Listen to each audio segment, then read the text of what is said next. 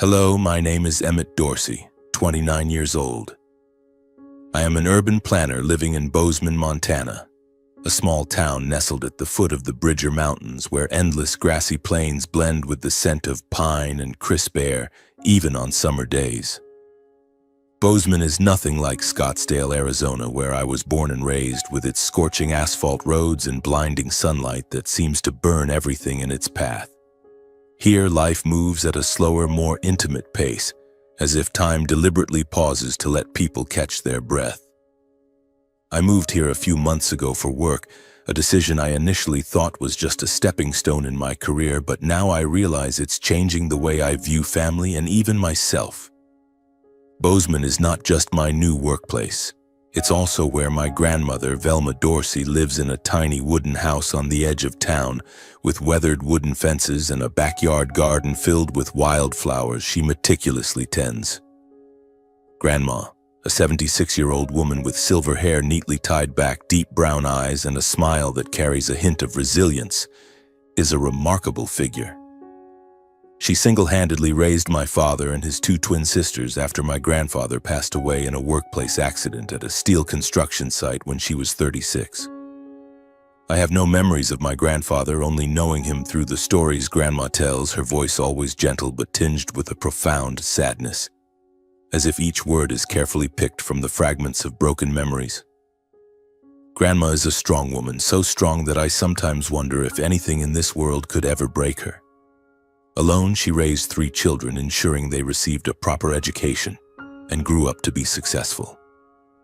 My father, Terrence Dorsey, is now the CEO of a chain of luxury hotels, always busy with business trips and hours-long phone calls. My mother, Jeanette Dorsey, a former Arizona State beauty queen, is now a renowned interior designer, always appearing in glamorous dresses with a perfect smile. My father's 2 sisters, Lila and Lena, are my mother's best friends and admire her lavish lifestyle. They live in big cities, drive expensive cars, and rarely return to Bozeman. From the outside, my family is the perfect picture of success. But beneath the surface, there are cracks I only began to notice after moving here. Since arriving in Bozeman, I've started visiting Grandma more often. Her house is on a small dirt road about a 15-minute drive from the town center. Each time I visit, I bring some freshly roasted coffee from the shop on the corner, a flavor she loves despite her protests. You don't need to waste money on an old lady like me. But I know she enjoys the coffee, the way she sits on the porch, sipping it slowly while gazing out at the distant fields, as if searching for something in the past. Afternoons at Grandma's house have their own rhythm. I help her weed the garden, water the wildflowers, or cook simple meals together, usually potato soup or cornbread, which she says was your grandfather's favorite. She often talks about him, about their younger days when he worked on the steel site and she took up sewing to make extra money. Those stories never get old, no matter how many times I've heard them. Once she told me about the day Grandpa fell from the scaffolding, her voice calm but her hands gripping the edge of the table, as if holding back an old pain. Your grandfather used to tell me, Velma, if anything happens, you have to keep going for the kids. And I did, she said, her eyes looking far into the distance. But what pains me most isn't the stories of the past. It's how she lives now, alone and forgotten by the very children she devoted her life to raising. My father, mother, and aunts are all consumed by their busy lives. During holidays, Grandma receives only express-delivered gifts, an expensive bottle of perfume, a silk scarf, or a carefully packaged fruit basket, all cold and impersonal. No one visits, no one calls, just short messages like, Merry Christmas, Mom, or Happy New Year, stay healthy. I used to think this was normal, that busy lives make everyone like this. But when I see the look in Grandma's eyes as she opens those packages, I notice a quiet sadness, as if she's trying to convince herself she hasn't been abandoned. My mother, the eldest daughter-in-law, is the hardest for me to understand. She gets irritated whenever I mention Grandma. Why do you keep visiting her? She's old. Let her live her life, she once said coldly, her hands still scrolling through work emails on her phone. I don't understand why she feels this way. Mom is always impeccable, from her perfectly styled hair to her glittering high heels. She takes pride in our family, in what Dad has built, in the empire she and my aunts have created. But Grandma, the woman who laid the foundation for it all, is seen by Mom as irrelevant, a quaint old lady not worth bothering about. Dad is different, but not much better. He rarely mentions Grandma, and when I try to bring her up, he brushes it off with short remarks like, "She's fine, don't worry," before switching to work topics. I remember once asking why he doesn't bring Grandma to live with us in Scottsdale. He gave a wry laugh and said, "Your grandma is stubborn. She prefers that old house. Besides, her rustic lifestyle wouldn't fit with ours." My heart sank hearing that. The house he called old is the one he grew up in, where Grandma stayed up countless nights sewing to pay for his and his sister's education. Yet now she's seen as a burden, someone who doesn't fit with the family's glamorous lifestyle. My younger brother Zane, 2 years my junior, isn't any better. He works at a high-end car dealership in Scottsdale, always bragging about the cars he sells or the wealthy clients he meets. Like Mom, Zane loves showing off, always dressed in expensive suits and flashy watches. Whenever I suggest he visit Grandma in Bozeman, he laughs and says, "I'm too busy." Besides, what's fun about Grandma's house? I'd probably fall asleep listening to her old stories. I don't know how to respond, only feeling a sense of helplessness well up inside me. The more time I spend with Grandma, the more I realize the generational gap between us isn't just about age.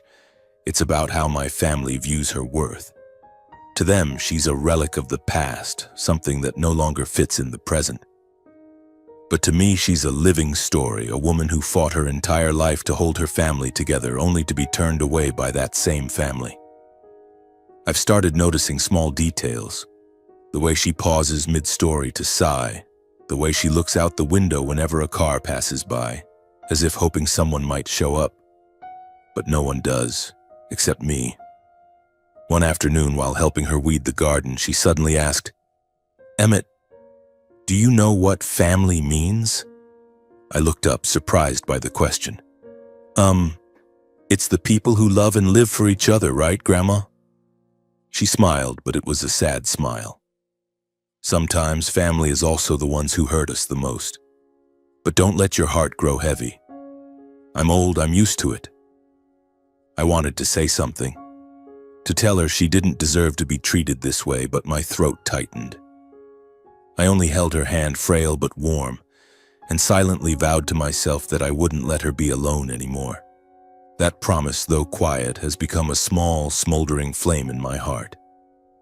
I don't know where it will lead me, but I know I can't keep standing by, watching how my family treats Grandma. In the days that followed, I made an effort to visit her more often, despite my busy work in Bozeman with planning sketches and long meetings.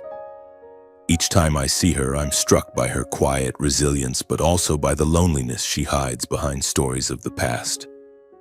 I've started to wonder, has she accepted her children's coldness as an inevitable part of life? One evening, as I returned to my small apartment after a long day at the office, my phone rang. The screen displayed my father's name, Terrence Dorsey. I frowned, not because it was unusual for him to call, it wasn't, but because it was nearly 9 p.m., a time when he typically didn't reach out for casual chats. My father is a man of schedules, everything neatly arranged like the hotel rooms in his luxury chain. I picked up, my voice slightly cautious. "Hello, Dad?" "Emmett," his voice came through curt and cold as if delivering a memo. "There's a family meeting in Scottsdale this weekend. We're preparing for Zane's wedding.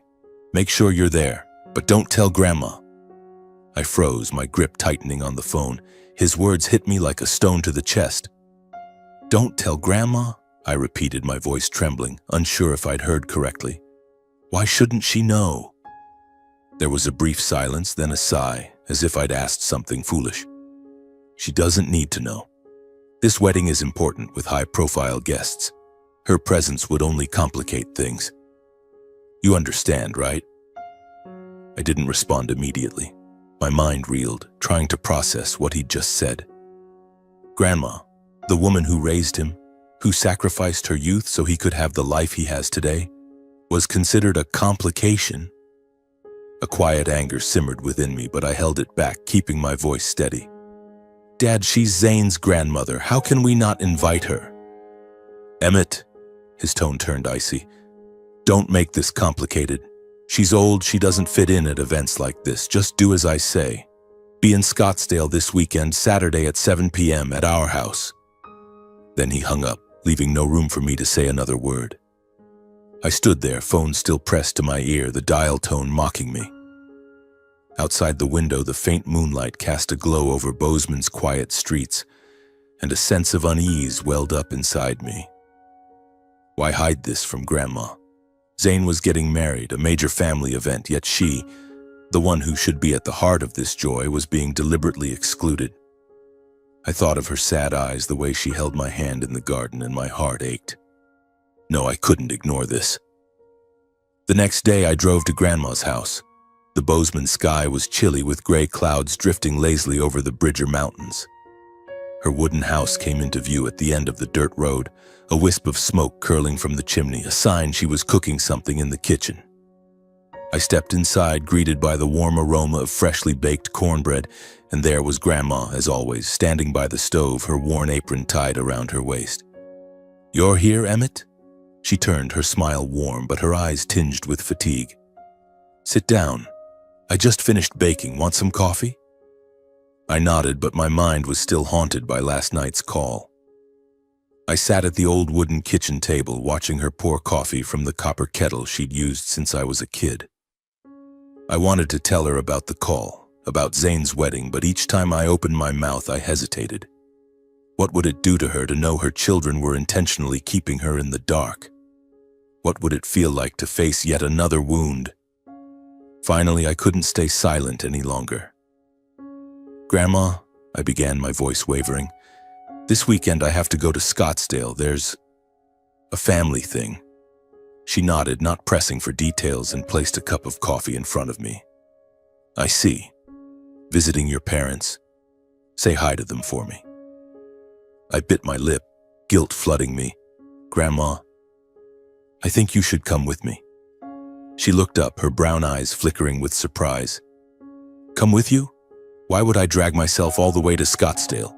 You know I'm not fond of cities." I took a deep breath, deciding I couldn't keep this from her any longer. "It's Zane's wedding, Grandma. They're planning it, but..." I paused, my throat tightening. "They don't want you to know." The air in the kitchen grew heavy. Grandma looked at me, a flash of pain crossing her eyes, but she quickly masked it with a faint smile. "Oh, is that so? Zane's getting married, that's wonderful. The bride must be lovely, right?" Her voice was calm, but I noticed her hand tremble slightly as she held her coffee cup. "Grandma, I don't agree with this," I said, my voice firmer. "You're Zane's grandmother. You deserve to be there. I want to take you." She shook her head, setting the cup down. "No, Emmett, don't make a fuss. I'm old. I don't need to intrude on the young folks' affairs." "No, Grandma," I nearly shouted, startling her. "This isn't about intruding.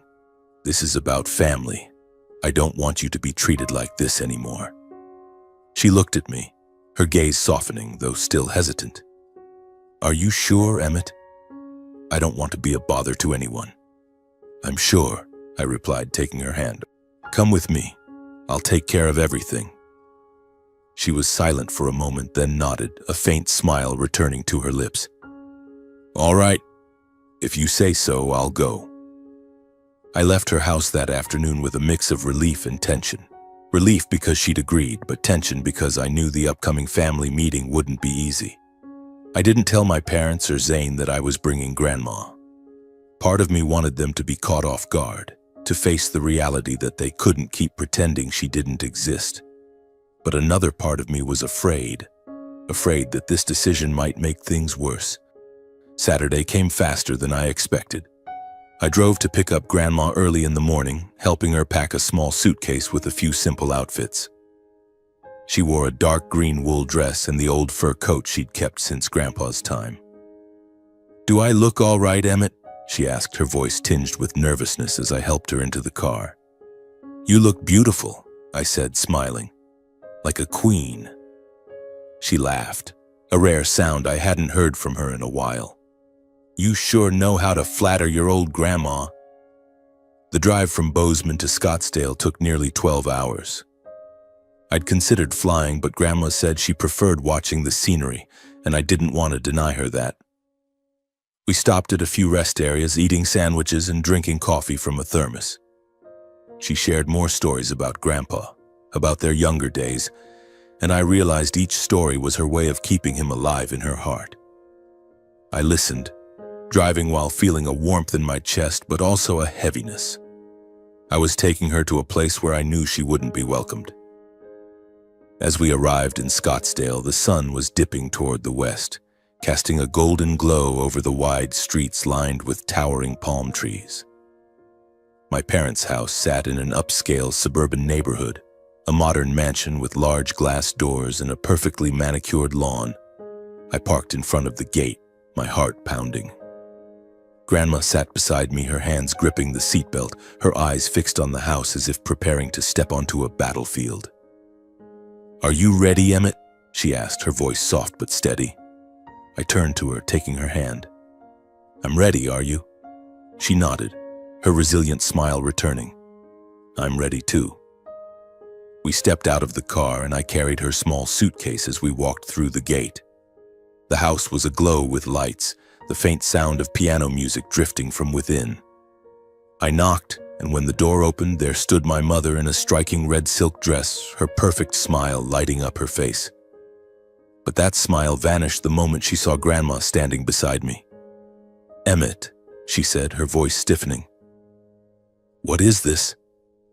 "She's family," I replied, my tone calm but firm. "I brought her for the meeting." Mom glanced at me, then at Grandma, a flicker of irritation in her eyes. "Fine," she said coldly. "Come in." We stepped into the living room where an air of sophistication enveloped everything. A crystal chandelier sparkled overhead, and the long dining table draped in white silk was laden with exquisite dishes, lobster, steak, and salads tossed with some gourmet dressing I knew Mom had ordered from an expensive restaurant. Dad sat at the head of the table, a glass of wine in hand, talking to Zane. My aunts Lila and Lena stood near the bar, laughing with a few unfamiliar guests, likely Zane's friends or the bride's family. Zane, in a sleek gray suit, looked like he'd stepped out of a fashion magazine, telling a story that had everyone laughing. But as Grandma and I entered, the room fell silent. The laughter stopped and all eyes turned to us. Zane stood abruptly, his expression flustered. Dad set his wine glass down, his brows furrowing. Lila and Lena exchanged a glance, then looked at me, their eyes questioning what I was doing. "Emmett," Dad said, his voice low and warning. "Why did you bring her here?" I felt a rush of heat to my face, but kept my composure. "She's Zane's grandmother," I said, my voice trembling but resolute. "She has every right to be here, Dad." Grandma stood beside me, silent, her hands clasped tightly in front of her. I could sense her breathing, slow but heavy, as if she were holding something back. Mom stepped closer to Dad, placing a hand on his shoulder, her voice soft but sharp. "Terrence, let's not make a scene. Mom, sit down. Let's get started." I guided Grandma to a chair at the corner of the table, helping her settle in. She gave me a small smile, but I saw the unease in her eyes. I sat beside her, trying to shield her from the unwelcoming stares directed our way. The room felt tense, like a taut string, and I knew this dinner would be anything but an ordinary family gathering. Dad stood, raising his glass, his professional smile returning. "Thank you all for coming," he began, his voice resonant. "Today is a special occasion to prepare for Zane and Juliana Ames's wedding. A wonderful girl we'll soon welcome into the Dorsey family." Everyone clapped, but I noticed no one looked at Grandma. Zane smiled, but his eyes avoided both me and her. Lila and Lena whispered to each other, giggling softly. Mom stood beside Dad, her sharp gaze seeming to control the room. I felt a quiet anger simmering inside me, but I held it back, waiting. The dinner began, Dishes were served, and the clink of silverware against porcelain plates filled the air. People discussed the wedding, the venue, the guest list, the menu, and the dress Juliana had chosen. I listened, but my focus was on Grandma. She sat quietly, hands resting in her lap, occasionally nodding when someone spoke near her, but no one truly engaged her. I tried to draw her into the conversation, asking about weddings in her day, but each time she started to speak, Mom or one of my aunts quickly changed the subject. Then, as the meal neared its end, Dad stood again for the formal discussion. "We need to plan the wedding to perfection," he said. "Juliana wants a modern, elegant ceremony with high-profile guests. We need to ensure everything goes smoothly." For the first time since arriving, Grandma spoke. Her voice was soft but clear. "When I got married, we had a small ceremony at the church, but everyone was happy. Maybe Zane and his bride could consider something cozy, closer to family." The room fell silent. I looked at her, a swell of pride rising in my chest. But then, Mom laughed. A sharp, cold laugh that made my heart clench. "Velma," she said, her tone dripping with sarcasm. "You're a widowed old lady from the sticks. What do you know about modern weddings? Your time has long passed." My face flushed with anger. I looked around hoping someone, Dad, Zane, or my aunts, would defend her. But no one did. Zane stared at his glass, pretending to be occupied. Dad took a sip of wine, avoiding eye contact. Lila and Lena seemed unbothered by Mom's insult. The air in the room felt frozen, and I saw Grandma lower her head, her hands trembling in her lap. "Enough, Jeanette," Dad said, his voice mild but emotionless. "You're old, Mom. Just stay home and rest. This wedding is for the younger generation." Lila chimed in, her tone teasing but cruel. "Exactly, Mom. A modern, classy wedding isn't suited to your rustic lifestyle." Lena laughed loudly, adding, "If you showed up, the guests might think we're from the Stone Age." The room erupted in laughter, except for me and Grandma. I looked at her, seeing her eyes glisten, but she remained silent, enduring it quietly. Mom, with a smug smile, delivered one final blow. "If you attend, the bride's family will look down on us. Just stay home. You'd only cause trouble." I couldn't take it anymore. I stood abruptly, the wooden chair scraping loudly. "Enough!" I shouted, my voice echoing. The room fell deathly quiet. All eyes turned to me, but I didn't care. "What are you all saying? This is Grandma, the woman who raised Dad, raised you aunts, who sacrificed her entire life so you could have what you have today. And you dare talk to her like this?" Dad stared at me, his expression darkening. "Emmett, sit down. What are you doing?" "No, Dad," I shot back, my voice trembling with fury. "I'm not sitting down. I can't believe our family is treating her like this. She's family, but you treat her like she's disposable." Mom stepped forward, her voice soft but cutting. "Emmett, you're being too sensitive. We just want what's best for Zane's wedding." "Best?" I snapped. "Hiding the wedding from Grandma, not inviting her and humiliating her in front of everyone, that's best?" Zane, speaking for the first time, looked at me with irritation. "Emmett, don't make a scene. This is my wedding. Are you trying to ruin it?" I turned to Zane, my heart pounding. "Zane, you're her grandson. Don't you feel ashamed hearing them talk about her like this?" Zane didn't respond, just lowered his head, fidgeting with the ring on his finger. No one stood up for her. No one apologized. The room was cloaked in suffocating silence, broken only by the faint piano music from the speakers.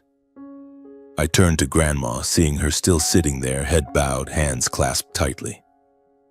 My heart felt like it was breaking. I couldn't let her stay here a second longer. I stepped over and gently helped her stand. "Grandma, let's go," I said, my voice choking. She looked at me, her eyes tinged with pain but still resolute. "Emmett, it's okay, I'm fine." "No, Grandma," I said, holding her hand tightly. "I'm not letting you stay here to endure this any longer." I led her out of the room, past the stunned and silent gazes of my family. As I opened the door, I turned back, looking directly at Dad, Mom, Zane, and my aunts. "If Grandma isn't invited to the wedding, I'm not coming either," I declared, my voice ringing like a vow. The door closed behind us like the final note of a mournful song. I helped Grandma into the car, my heart still pounding with anger and sorrow. As I started the engine, she placed a hand on my shoulder, her voice soft but steady. "Thank you, Emmett, but you didn't have to do that for me." I looked at her, tears welling in my eyes. "You deserve to be treated with respect. I did it because it's the right thing."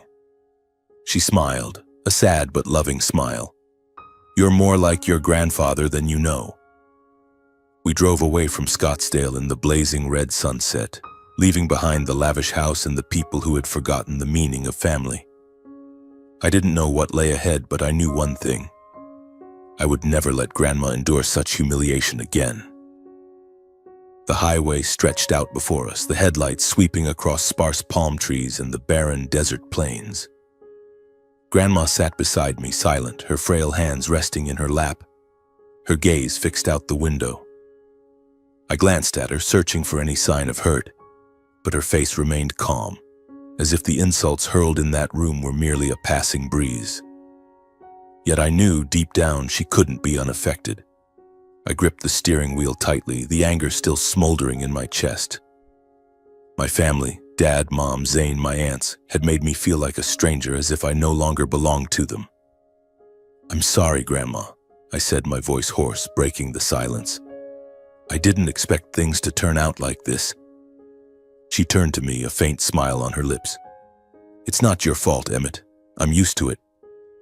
People sometimes forget what matters most, especially when they think they have everything." I wanted to say something, to tell her she didn't deserve such treatment, but my throat tightened. Instead, I turned on the radio, letting an old country song fill the space. The singer's voice crooned about days gone by, small houses and simple dreams, making me think of Grandma, her wooden house in Bozeman, and the way she preserved every memento from Grandpa's time. I wondered if she had chosen this quiet life to shield herself from the pain my family inflicted. We stopped at a rest area about 2 hours from Scottsdale. I bought 2 cups of hot coffee and a bag of cookies from the convenience store, then sat with her on a wooden bench outside. The desert night was colder than I'd expected, and I draped my jacket over her shoulders. She smiled, patting my hand gently. "You're so much like your grandfather, Emmett. He used to fuss over me like this too." I smiled, but my heart felt heavy. "Grandma, I just want you to be respected. I don't understand how they can act this way." She sipped her coffee, her gaze distant. "I don't blame them. I just hope you don't let your heart grow heavy." I nodded, but the anger inside me hadn't subsided. I couldn't accept how my family treated her, and I knew I had to do something to change it. For now, though, I just wanted to get her back to Bozeman, to her warm wooden house where she could find peace again. 2 days later, we were back in Bozeman. I helped Grandma unpack her suitcase and brewed a pot of hot tea. She sat in her old armchair, the one she said Grandpa used to sit in every evening to read the newspaper. I was about to stay a bit longer when her phone rang, a rare sound in her quiet home. She frowned, reaching for the old phone on the table. "Who's calling me at this hour?" she muttered, then answered. "Hello?" Her voice was gentle but hesitant. I stood to leave, giving her privacy, but she gestured for me to stay. I heard a young woman's voice, soft but professional, coming through the speaker. "Hello, Mrs. Velma, this is Juliana Ames," the voice said clearly. "I hope I'm not disturbing you. I'm calling to invite you to my wedding. I'd be so honored if you could make time to be there." I froze, my heart racing. "Juliana Ames? Zane's fiancée?" I looked at Grandma, trying to read her expression, but she only smiled, her voice steady. "Thank you, Juliana. I'm delighted to be invited. But are you sure? The groom's family, do they agree?" Juliana laughed softly, her tone sincere. "You're my guest. I'm inviting you because I want you there. You inspire me, Mrs. Velma, from the way you built your real estate portfolio to the way you've lived your life. It would mean so much to me if you came." I could hardly believe my ears. "Real estate portfolio? Grandma?" I stared at her, my eyes full of confusion. but she just shook her head slightly, signaling me to stay quiet. "All right, Juliana," she said warmly. "I'll be there. Thank you for calling." When she hung up, I couldn't hold back any longer. "Grandma, what's going on? Juliana Ames. She knows you? And what's this about a real estate portfolio?" Grandma laughed, a light, knowing laugh. "Sit down, Emmett. I think it's time you learned a few things." I sat down, my heart pounding as if I were about to uncover a major secret. Grandma took a sip of her tea, her gaze distant as though sifting through old memories. "I'm not just some rustic old lady like your family thinks," she began, her voice slow and deliberate. "After your grandfather passed, I had to find a way to raise 3 children. Sewing wasn't enough, so I started buying old houses, fixing them up and renting them out. Over time, I built up a small portfolio of properties. Not much, but enough to live comfortably. Juliana manages that portfolio for me. She's very good at her job, and I trust her." My jaw dropped, unable to believe what I'd just heard. You own properties? And Juliana knows? But why didn't you tell anyone? Dad, Mom, Zane, they don't know anything about this." She smiled, but there was a trace of bitterness in it. "They never asked, Emmett. They think I'm just an old woman living in a rundown wooden house not worth their attention. I didn't want to boast either. What I did for the family, not for recognition." A wave of emotions surged through me, shock, pride, and anger. Grandma, the woman my family looked down on, was a remarkably capable woman who had quietly built a fortune no one knew about. And Juliana, Zane's fiancée, not only knew her but admired her. What stunned me most was that Juliana didn't even know Grandma was Zane's grandmother.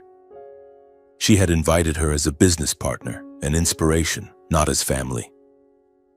"Grandma," I said, my voice trembling, "I can't believe this. You're truly an incredible woman." She reached out, gently ruffling my hair as she did when I was a child. "Don't say that, Emmett. I just did what I had to do. But now if Juliana has invited me, I'll go to the wedding. Will you come with me?" I nodded without hesitation. "I'll go, Grandma. And this time I'll make sure no one disrespects you again." In the days that followed, Grandma and I quietly prepared for the wedding. I took her to a small tailor shop in Bozeman where she chose a silver gray silk dress, simple yet elegant. I booked a room at a hotel near the wedding venue in Scottsdale and rented a luxury car to drive her there. Every step of the preparations was kept secret, no word to my parents or Zane. I wanted them to be caught off guard, to face the reality that Grandma wasn't just the rustic old lady they thought she was. In the meantime, I learned through some acquaintances that Juliana Ames was a young, intelligent woman running a small but reputable real estate brokerage. She had met Zane at a charity event and they got engaged quickly. But what intrigued me was how she spoke of Grandma, with respect and admiration. I wondered if she knew the truth about my family, about how they treated her. One evening, while I was at Grandma's house helping her go over the schedule, she suddenly looked at me with a mischievous glint in her eyes. "Emmett, what do you think of Juliana?" I blinked, caught off guard by the question. I haven't met her, but from what you've said, she seems kind." She chuckled, a knowing smile on her lips. "I think you should meet her. That girl has a good heart, and I think you two might get along." I laughed, thinking she was joking. "Grandma, she's Zane's fiancée. What are you talking about?" She just shrugged, saying nothing, but her look left me puzzled. There was something in her tone, as if she knew a secret I couldn't yet grasp. I shook my head, pushing the thought aside. My focus was on one thing: getting Grandma to the wedding and ensuring she was treated with respect. As the wedding day approached, I felt a strange mix of anticipation. It wasn't just about protecting Grandma. I was also curious about Juliana, about how she'd react when she learned the truth about Grandma. I looked at Grandma, now ready in her silk dress and the old fur coat she couldn't bear to part with. Her silver hair was neatly combed, her eyes alight with a vitality I rarely saw. She was no longer the forgotten old woman, but a resilient figure, ready to walk into the wedding with unshakable dignity. I started the car, Grandma sitting in the back with a composed air. Zane's wedding awaited us, and I knew this time things wouldn't go as my family expected. Another storm was coming, and I was ready to face it. On the drive to Scottsdale, Grandma shared more about her journey of building her wealth. She spoke of sleepless nights calculating rental income, of the times she fixed plumbing or repainted walls herself to save money. "I never thought I could do it," she said, her voice low and steady. "But every time I wanted to give up, I thought of my children, of your grandfather. I couldn't let him down." I listened, driving while my heart swelled with admiration. Grandma wasn't just a mother or a wife. She was a silent warrior who had built a legacy from nothing. And my family, Dad, Mom, Zane, my aunts, knew none of it. They thought she owned a few worthless patches of land. But the truth was she held dozens of properties, from small apartments in Bozeman to valuable lots in the suburbs. All were in her name, managed by Juliana. Yet no one in my family had ever cared enough to ask. When we arrived in Scottsdale, the sun was high, illuminating the luxurious resort where the wedding was being held. The entrance was adorned with white silk ribbons and roses, with cars lining the lot. I helped Grandma out of the car, noticing the curious glances from a few guests as they saw her, an elderly woman in an old fur coat, but with an unmistakable air of dignity. I helped Grandma out of the car. She stood tall, gently adjusting her coat as if preparing to step onto a grand stage. I took her hand, feeling the warmth of her frail fingers, and reminded myself once again that today I was here to protect her, to ensure no one could hurt her again. The resort's main hall glowed with light, crystal chandeliers hanging from the ceiling and white floral arrangements meticulously placed on every table. The soft strains of a violin mingled with lively chatter, creating an atmosphere of opulence that I knew my family had poured their hearts into crafting. I led Grandma to a table marked with a small, elegant card reading Velma Dorsey, written in ornate calligraphy, no doubt arranged by Juliana. As we sat, a few curious glances followed us, but I paid them no mind. My focus was on Grandma, on the way she delicately sipped juice from a crystal glass, her eyes scanning the room with remarkable composure.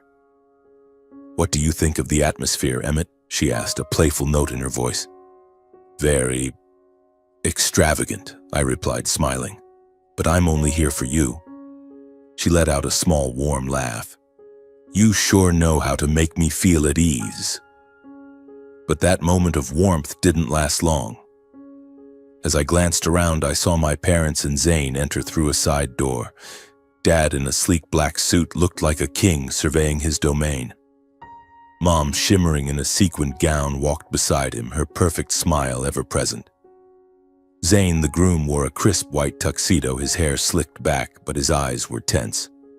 When they spotted Grandma, all three froze as if doused with cold water. "Emmett," Mom said, striding toward us, her voice low but sharp. "What are you doing? Why did you bring her here?" I stood, facing her, keeping my voice steady. "She was invited, Mom. Juliana personally invited her." Mom frowned, her gaze flicking to Grandma and back to me. "Juliana? That's impossible. This is Zane's wedding, not a place for you to stir up trouble." "Stir up trouble?" I repeated, my voice trembling with rising anger. "Mom, Grandma and I aren't here to cause trouble. She's an honored guest of the bride. I expect you to respect her."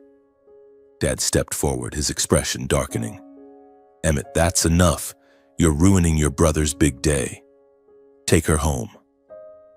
My blood boiled, but before I could respond, Zane cut in, his voice laced with frustration. "Emmett, I told you not to make a scene. What's Grandma doing here, to make our family a laughingstock?" I turned to Zane, my heart pounding. "A laughingstock?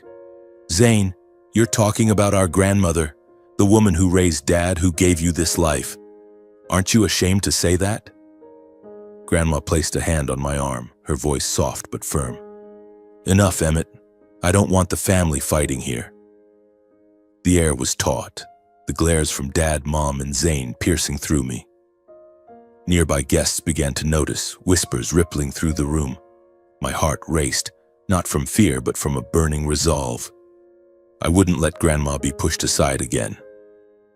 At that moment, the main doors swung open and Juliana entered. She wore a pristine white wedding gown, its train gliding across the floor, her blonde hair swept up with a delicate, sparkling tiara. She was beautiful, not in the ostentatious way my mother was, but with an elegant, natural grace like morning sunlight. What struck me most was her eyes, sharp, confident, and determined. When she saw Grandma, her face lit up and she hurried toward us, ignoring the curious stares of the guests. "Mrs. Velma," Juliana called, her voice brimming with joy. "You're here. I'm so glad." Grandma stood, smiling warmly. "Thank you, Juliana. I'm honored to be invited." Juliana took her hand, her eyes shining. "No, I'm the one who's honored. You're my greatest inspiration. Without you, my company wouldn't be where it is today." I watched, my heart racing. Dad, Mom, and Zane stood nearby, their faces a mix of confusion and shock. They had no idea what was happening, and neither did I fully, but I sensed a shift coming, like a tidal wave about to break. "Juliana," Mom interjected, her voice sweet but wary. "What are you talking about? Velma is just Zane's grandmother." Juliana turned to Mom, a flicker of surprise in her eyes. "Zane's grandmother?" She looked at Grandma, then back at Mom, as if piecing together a puzzle. "I didn't know, but Mrs. Velma owns the real estate portfolio I manage. She's one of the smartest investors I've ever worked with. Without her trust, my company would have gone under long ago." The room fell silent, as if time itself had paused. I glanced at Dad, Mom, and Zane, their faces shifting from confusion to disbelief. Dad set his wine glass down, his mouth slightly agape. Mom stood rigid, her perfect smile gone. Zane stared at Juliana, then Grandma, his eyes wide with bewilderment. "Juliana, what are you saying?" Dad asked, his voice unsteady. "Zane's grandmother has a real estate portfolio?" Juliana nodded, her gaze still fixed on Grandma with respect. "Yes, Mr. Dorsey. Mrs. Velma owns over 30 properties across Montana and Arizona, from residential homes to commercial land. I've worked with her for over 3 years, and I've learned so much from her, not just about business, but about patience and integrity." My heart felt like it stopped. 30 properties? I knew Grandma had assets, but I hadn't realized the scale. I looked at her, standing there calmly, her eyes gleaming with quiet pride. My family, those who had mocked her, called her rustic, now stood frozen, speechless. But then Mom broke the silence, her voice sharp with anger. "If she has all this wealth, why didn't she say anything? Why let us think she was just some penniless old woman?" Grandma looked at Mom, her voice calm but pointed. "Jeanette, I didn't need to boast. I did everything for my children, for my grandchildren, but you never asked, never cared. I don't blame you, but I also don't need your validation." Mom fell silent, a flicker of shame in her eyes, though she quickly regained her haughty demeanor. "So why are you here? To show off?" Juliana stepped forward, her eyes icy. "Mrs. Velma doesn't need to show off, Jeanette. I invited her because I respect her, because of what she's done for me and my company. But seeing how this family treats her, I'm disappointed, truly disappointed." The hall seemed to hold its breath, the silence suffocating, broken only by the faint violin in the background. I looked at Juliana, my heart pounding. She wasn't just defending Grandma, she was confronting my entire family, fearless. Zane stepped forward, grabbing her hand, his voice panicked. "Juliana, what are you saying? This is our wedding." Juliana pulled her hand away, looking straight at him. "Zane, I love you, but I can't marry into a family that doesn't respect its own. Mrs. Velma is your grandmother, yet you let her be humiliated. I can't accept that." She turned to the curious crowd and stepped onto the podium, her voice ringing clear. "Ladies and gentlemen, I'm sorry for the interruption, but I've decided to postpone the wedding until the groom's family learns to respect their own." Whispers erupted like a wave through the hall. My parents stood stunned, unable to believe their ears. Zane looked at Juliana, his eyes frantic. "Juliana, are you crazy? You can't do this." "You're wrong, Zane," she replied, her voice resolute. "I can, and I will. I'm sorry to everyone, but I can't proceed knowing this truth." From the corner of the hall, Juliana's parents, Mr. and Mrs. Ames, stood up. They had witnessed everything. Mr. Ames, a tall man with salt and pepper hair, held his wife's hand. Mrs. Ames, in an elegant emerald dress, covered her mouth, tears glistening.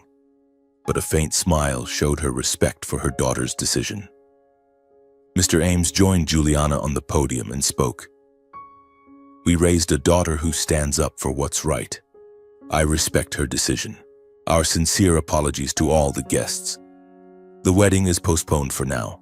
However, you're welcome to stay and enjoy the reception with our family." Juliana hugged her father, then stepped down, still in her pristine wedding gown, and walked to Grandma. "Mrs. Velma, I'm so sorry for what you've endured. I invited you to honor you, not to see you insulted. I'd love to take you to dinner if you're willing." Grandma smiled, taking Juliana's hand. "Thank you, Juliana.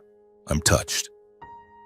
I glanced at my parents and Zane, their faces pale, humbled, and ashamed, but unsure how to salvage their pride. Aunts Lila and Lena were likely hiding in a corner, relieved they hadn't been called out. Juliana and I helped Grandma leave the hall.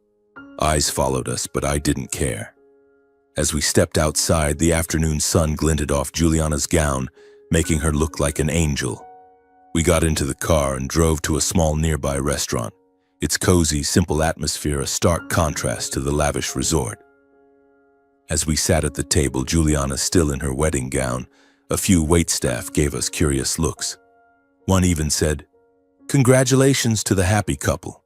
Is this the bride's grandmother?" Juliana and I laughed, while Grandma smiled, her eyes twinkling with mischief. We ordered dinner, simple steaks, mashed potatoes, and a bottle of red wine. Juliana told me about her company, how Grandma had trusted her with the real estate portfolio when she was just starting out. "Mrs. Velma was the first to give me a chance," she said, her eyes shining. "I'll never forget that." Grandma looked at Juliana, then at me, her smile full of meaning. "I told you, you two would get along." I laughed, but a strange feeling stirred inside me. Juliana wasn't just Zane's fiancée. She was an extraordinary woman who saw Grandma's worth, and now she was here, sitting with me, part of a story I never could have imagined. The dinner at that small restaurant was a rare moment of calm amidst the storm that had just passed. The soft golden light bathed our table, where we shared plates of steak and mashed potatoes. I sat there, feeling a warmth in my heart, but also a whirlwind of emotions. Juliana wasn't just intelligent and strong. She had a heart that valued what my family had overlooked. I watched her, her eyes sparkling as she spoke about her work, her dream of building a real estate company rooted in integrity. There was something about her that held my gaze, though I reminded myself she was Zane's fiancée, or at least she had been. As dinner ended, Juliana took Grandma's hand before we parted, her voice sincere. "Thank you, Mrs. Velma. Today I learned so much, not just about you, but about myself." Grandma hugged her, a warm, motherly embrace. "You're a strong girl, Juliana. Don't let anyone make you doubt that." As Juliana left, Grandma turned to me, her eyes twinkling with mischief. "What do you think of her, Emmett?" I laughed, shaking my head. "Grandma, you're teasing me again. She's Zane's fiancée." She shrugged, her smile full of meaning. "I'm old, but I know people. Just wait and see." The drive back to Bozeman the next day was calmer than I'd expected. Grandma sat beside me, gazing out at the scenery, occasionally sharing stories about Grandpa. But I sensed a change in her. No longer the quiet sadness, but a silent pride. Yesterday she had stood before my family, not to boast, but to prove she wasn't someone they could dismiss. When we reached the wooden house in Bozeman, I helped Grandma carry her suitcase inside. She settled into her old armchair, looking at me with warm eyes. "Thank you, Emmett. Without you, I don't know if I'd have had the courage to go there." I knelt before her, taking her hand. "I'm the one who should thank you, Grandma. You taught me that family isn't just blood, it's the people who stand up for each other." She smiled, gently ruffling my hair. While Grandma and I had in some way reclaimed justice, news of the postponed wedding spread like wildfire. A small article appeared on social media describing Juliana walking out of the wedding in her gown, alongside Grandma and me. "Bride postpones wedding due to groom's family disrespecting grandmother," read the headline, sending Scottsdale into a frenzy. The bride's family, especially Mr. and Mrs. Ames, were praised by the press for supporting Juliana's decision. Meanwhile, my family became the target of criticism. "The Dorsey family mistreated the woman who raised them," read one online comment, leaving me both satisfied and heartbroken. Dad called me the next evening, his voice seething with anger. "Emmett, what have you done? You've let the world laugh at our family. Do you know how this affects my business?" "I didn't do anything wrong, Dad," I replied, my voice calm but firm. "I stood up for Grandma. If you're ashamed, you should ask yourself why." He hung up, and I knew he wouldn't forgive me easily. But I didn't care. For the first time in my life, I felt I was doing the right thing, even if it meant standing against my entire family. In the days following the postponed wedding, I received an email from Juliana. It was brief. "Emmett, thank you for standing up for Mrs. Velma. If you're in Scottsdale, can we meet?" I read it over and over, my heart racing. There was something in her words, simple, sincere yet compelling, that made it impossible to say no. I replied, suggesting a small coffee shop in downtown Scottsdale. When I arrived, Juliana was already there, dressed in a white sweater and jeans, her blonde hair loosely tied back. Gone was the glamorous bride. She was now a down-to-earth, approachable woman. She smiled when she saw me, and I felt a strange warmth spread through my chest. "Thanks for coming," she said, sliding a coffee toward me. "I just wanted to talk about Mrs. Velma and what happened." We started chatting, at first about Grandma, her properties, and how she helped Juliana launch her business. But soon the conversation shifted to other things. My childhood in Scottsdale, Juliana's upbringing in a small Colorado town, her dream of a world where people are valued for their true worth. I told her about afternoons weeding Grandma's garden, and she laughed heartily when I described Grandma's stubborn attachment to her old fur coat. "You're more like Mrs. Velma than you realize," Juliana said, her eyes sparkling. "You have a heart that stands for what's right, not just for blood ties." I smiled, but her words left me unsettled. There was something in the way she looked at me, the way she spoke, that made me feel like I was standing at the edge of a new path, one I hadn't considered walking. In the days that followed, we began talking more frequently, through emails, texts, and occasional short calls. Each conversation drew me closer to Juliana, as if an invisible bond was forming, slow but profound. She shared the challenges of running her company, the pressure from Zane's family after the wedding postponement. I opened up about the tensions in my own family, how distant I felt from my parents and Zane. One evening, Juliana texted, "I want to be loved by someone who stands for what's right, not just for blood." "What do you think about that, Emmett?" My heart raced as I read it. I wanted to reply immediately, to say I understood, that I too craved a relationship built on respect and sincerity. But I only typed, "I think that's the most important thing, Juliana. And I believe you deserve it." Our connection grew, slow but steady. But then word of my contact with Juliana reached Zane. One morning he called, his voice brimming with anger. "Emmett, what are you doing? Getting close to Juliana, my fiancé?" "Zane, she's not your fiancé anymore," I replied, trying to stay calm. "She postponed the wedding, and I haven't done anything wrong." Zane's voice turned sharp. "You're my brother. How could you do this? You're tearing this family apart." I took a deep breath, feeling both anger and exhaustion. "Zane, I'm not tearing anything apart. I'm just valuing someone who stood up for Grandma, something you and the family couldn't do." Zane hung up, and soon after my parents called, demanding I come to Scottsdale immediately. When I arrived, the atmosphere in their mansion was colder than ever. Dad sat in his armchair, his gaze icy. Mom stood beside him, arms crossed, her voice dripping with sarcasm. Emmett, how could you get involved with your brother's fiancé? Have you lost your mind? I looked at them, my heart heavy but resolute. I'm just doing what I believe is right. Grandma was disrespected by this family. Juliana was the only one who stood up for her. I respect that. Mom let out a sharp laugh. Respect? You're betraying your brother for a girl you just met. It's not betrayal, I said firmly. If standing up for what's right for the people I care about is seen as betrayal, then I'll accept that. Dad stood, his eyes full of disappointment. You're isolating yourself from this family, Emmett. You'll regret it. I looked at them, feeling an unbridgeable gap. If family means staying silent in the face of wrong, then I don't need that family. I left the house, my heart heavy yet relieved. For the first time, I felt I was living true to myself, unbound by my family's expectations. And in my mind, Juliana's image, her sincere smile and strong heart, grew ever clearer.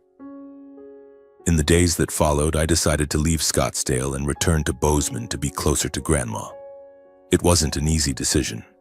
My urban planning job in Scottsdale was stable, but I knew I couldn't keep living in a city filled with painful memories. Grandma's wooden house with its wildflower garden and the scent of cornbread had become the place where I felt I truly belonged. I requested a transfer to the Bozeman office, where small-town development projects needed people like me. My colleagues were surprised, but I just smiled and said, I want to be near family. Family to me now was no longer my parents, Zane, or aunts Lila and Lena. They had chosen their path, one driven by status and wealth. I didn't blame them, but I couldn't walk that road anymore. Family, as Grandma once said, is sometimes the people you choose. Those who stand by you out of love, not just blood.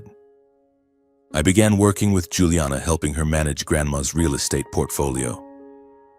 In the afternoons, we met at her small office in Bozeman, where maps and contracts covered the desk. Juliana was passionate and meticulous, from reviewing lease agreements to ensuring Grandma's properties were well maintained. I admired her not just for her talent, but for the way she saw the world, with sincerity and a belief in doing what's right. Have you ever thought about investing in real estate, Emmett? She asked one day as we inspected an old house on the outskirts of Bozeman. I laughed, shaking my head. Not really, but working with you and Grandma, I'm starting to find it interesting. Grandma's quite the teacher. Juliana smiled, her eyes bright. Mrs. Velma is special. She taught me that wealth isn't just money, it's what you build for others. Her words made me pause and look at her. There was something about Juliana that made me feel safe, like I could share anything without fear of judgment. We started meeting more often, not just for work. In the evenings, she'd come to Grandma's house, bringing a bottle of wine or a box of pastries from her favorite bakery. We'd sit around the table, sharing simple meals with Grandma, potato soup, cornbread, and stories that stretched late into the night. One day, as Juliana helped Grandma wash dishes in the kitchen, Grandma turned to me, her eyes twinkling with mischief. Emmett, I told you, you two get along. Now do you see I was right? I laughed, my face warming. Grandma, you're at it again. Juliana, standing by the sink, turned with a mock frown. Mrs. Velma, what are you scheming? Grandma let out a hearty laugh that filled the small kitchen. Family isn't always where you're born. Sometimes you have to choose it. And I see you two choosing right. Her words left Juliana and me silent, our eyes meeting. In that moment, as her gaze locked with mine, my heart raced. It wasn't just Grandma's words, it was the realization that she was right. Juliana wasn't just a friend or a partner. She was becoming a vital part of my life. Someone who made me want to be a better version of myself. In the weeks that followed, Juliana and I grew closer. We walked Bozeman's dirt roads, talking about everything from dreams to deep-seated fears. She told me about the struggles of starting her business, how she once feared she wasn't good enough. I shared my years growing up in a family that placed expectations on me but never truly understood me. Each conversation felt like a piece of my heart falling into place. Grandma watched us, her satisfied smile growing more evident, One evening after Juliana had left, she called me into the living room where she sat with a cup of tea. "Emmett," she said, her tone serious, "family is the people who make you feel at peace. I see you at peace with Juliana. Don't let that slip away." I nodded, a sense of certainty spreading through me. "I understand, Grandma, and I won't let it slip away." A year passed like a dream. Juliana and I decided to hold our wedding not in a lavish resort, but right in Grandma's garden in Bozeman. There were no white silk ribbons or crystal chandeliers, just the wildflowers Grandma had planted, a small tent set up for the occasion, and our closest friends. Grandma sat in the front row wearing her silver-gray silk dress, her old fur coat draped over her shoulders, a radiant smile of contentment on her face. My old family, my parents, Zane and aunts Lila and Lena, didn't attend. I had sent invitations but received no replies. I wasn't surprised, nor was I saddened. They had chosen their path, and I had chosen mine. Our wedding was small, simple, but filled with love, and that was what mattered most. When Juliana stepped out in a simple wedding dress with a train that glided lightly over the grass, my heart felt like it stopped. She smiled, her eyes sparkling, and I knew I had found the person I wanted to spend my life with. The ceremony took place under the sunset, with the breeze rustling through the fields and the laughter of friends filling the air. Grandma stood raising a glass of wine, her voice clear and resonant. "Today I'm truly happy. Not just because you two are getting married, but because you've chosen to love and respect each other. That's all I've ever wanted." After the ceremony, when the guests had left, Grandma called Juliana and me into the house. She pulled an old key from a drawer and placed it in our hands. "This is the key to a house I bought 20 years ago," she said, her eyes twinkling. "Every brick in it holds my dreams. Now it's yours." I looked at the key, a lump rising in my throat. Juliana squeezed my hand, tears glistening on her cheeks. "Thank you, Mrs. Velma. I promise we'll cherish it." We hugged Grandma, the three of us standing in the small kitchen where the faint scent of cornbread lingered in the air. I looked out the window, seeing the sunset glow beyond the porch, and for the first time I felt a complete sense of peace. I no longer needed validation from my old family. I had Juliana, I had Grandma, and a house that held the dreams of a woman who had fought her entire life to preserve her dignity. As we left Grandma's house that evening, Juliana held my hand, her eyes shining under the moonlight. "Are you happy, Emmett?" she asked. I smiled, pulling her close. "Happier than I ever thought possible, Juliana." We walked down the dirt road, the moonlight guiding our way, and I knew this was just the beginning.